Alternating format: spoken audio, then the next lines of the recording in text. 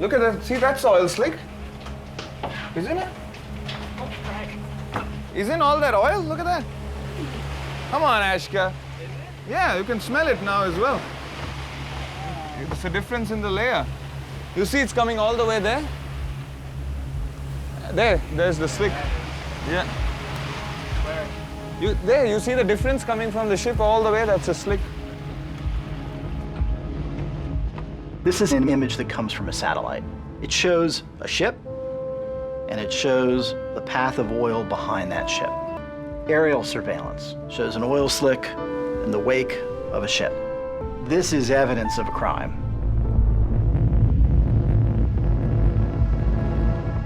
We've focused on catastrophic accidents when it comes to pollution, but the real story, the real crime, is not a mistake. International dumping of oil occurs on a much larger scale. Intentional harm is a much bigger threat that flies under the radar.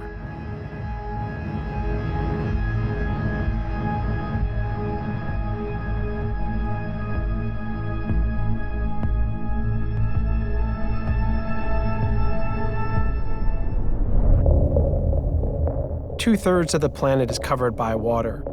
It's our planet's wildest frontier, breathtaking as much as it is vital to all life. A place of discovery and endless reinvention, a metaphor for freedom, as well as a profoundly dystopian realm where the darkest of all humanities play out. Over 50 million people work at sea, and human rights and environmental abuses often occur with impunity. 6 of you. 6 people we are sleeping in here. So hot. This is, I've never ever seen this bad. My name is Ian Urbina. As a journalist, I've spent the past decade reporting from this lawless frontier. I run an investigative journalism organization called the Outlaw Ocean Project that reports about crimes happening in this space.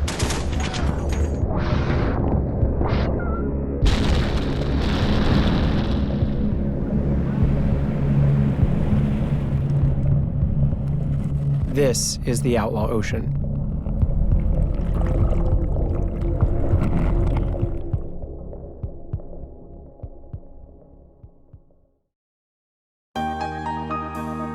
Launched in 2004, Caribbean Princess epitomizes style and grace. Midship Deck 5 is home to the Piazza, the heart of the ship, where you can mingle with fellow passengers or enjoy a wealth of activities, including live entertainment and a sidewalk cafe atmosphere just beyond. Cruise ships sell luxury, freedom, and escape. But beyond the dream, they are supersized floating cities that impact the oceans in hidden and often catastrophic ways. The idea that the biggest of them all, the richest of them all, is deliberately violating the entire maritime regime designed to protect the oceans, that's a big deal. Large ships burn the dirtiest fuel on the planet, and they are bigger polluters than the aviation or car industries. It's hard to think of any other industry where there's an environmental crime that's so prevalent, so common. But there's money to be saved by flushing waste into the sea. From bilge to black waters, the sewage of thousands of passengers flushing their toilets several times a day. And sometimes they even resort to the magic pipe. This is what's called a magic pipe. And it's got the oil-soaked rag that was on the ship, and it's still, if you're sitting in this room, it still smells like oil. Why do we call it a magic pipe? Because the oil magically disappears. Good morning. A whistleblower discovered the elaborate workaround system on Princess ships 3 years ago and alerted investigators. The ships were using a so-called magic pipe to divert oily water and then dumping it illegally into the ocean. Investigators charged the cruise line had been dumping thousands of gallons of contaminated water for at least 8 years. Whistleblowers are all too rare, but in this high-profile case that hit headlines, someone was willing to speak up. One of the crew members, a fitter, was asked to build a bypass system, and he refused at first. He was threatened with his job. He was so angry about having to make the pipe, he created a little black book, and then he recorded every time that they dumped overboard. The Caribbean Princess, owned by Carnival Cruise Lines, was issued a record $40 million fine in 2016. In 2022, it pleaded guilty for a second violation of probation.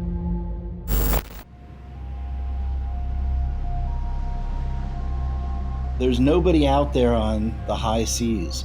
There's nobody out there after dark except the crew members. And it does take the courage of one of those people, knowing that they may not ever work again in their chosen profession, to come forward and to report violations of law.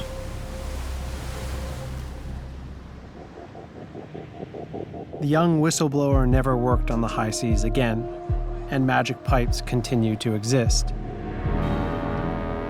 Deliberate pollution from ships occurs every day. It's a virtual epidemic. The practice of dumping waste at sea was perfectly legal for most of maritime history. Dilution is the solution to pollution was even a scientific mantra during most of the 20th century. The more toxic the waste, the more likely it would end up at sea. From weapon dumping to nuclear testing, oceans would absorb all.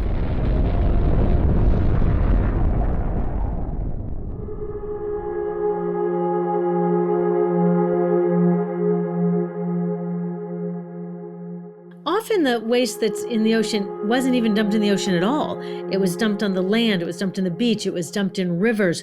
I mean, everything drains into the ocean. What's crazy is that awareness of waste is growing, but so is the waste itself. It's not just sewage, wastewater, and malfunctioning septic tanks that end up in the sea. In the last year, studies found 58 different types of medications in ocean samples, from heart drugs and opioids to antidepressants and antifungals. Less than 1% of total materials that we pull out of the earth is still in product or use 6 months later. That means 99% of the stuff that we are mining, logging, harvesting, extracting, 99% of that is waste in less than 6 months. And that is just no way to run a sustainable economy.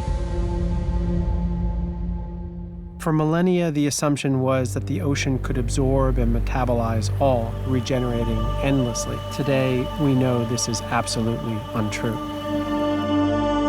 Oil companies compete with each other in taking the petroleum molecule apart and rearranging it into fabrics, cosmetics, weed killers, a whole galaxy of things.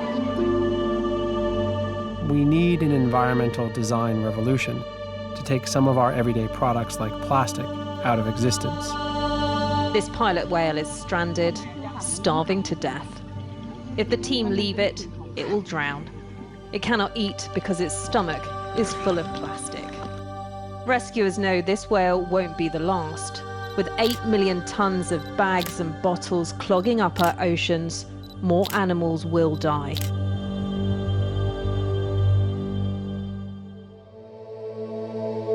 Recycling is one step, but it's not a long-term solution.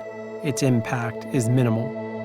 Globally, it's less than 9% of plastic that has ever been produced has actually been reprocessed. That means that 91% of all the plastic that's ever been produced, that is millions and millions and millions of tons, 91% is either buried in a hole in the ground, burned in an incinerator, or is in the ocean. It is dumped somewhere. Scientists estimate around 3 million tons of microfibers now pollute our oceans, even reaching Antarctica.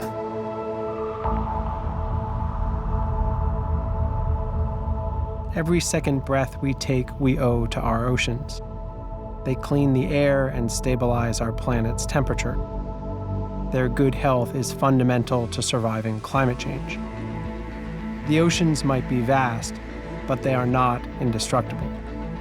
More than any other crime in the Outlaw Ocean, waste spewed into the waves will eventually affect us all.